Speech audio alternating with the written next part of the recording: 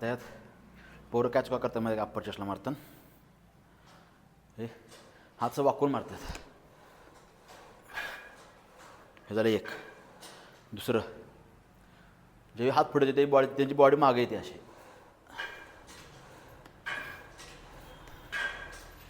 हे झालं 2 चुका. बरोबर कसं आहे बघा आता.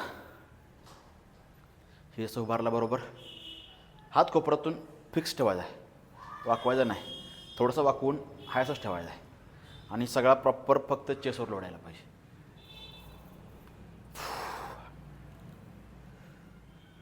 Breath out, in out, in out. वर आल्यानंतर श्वास सोडायचा आहे,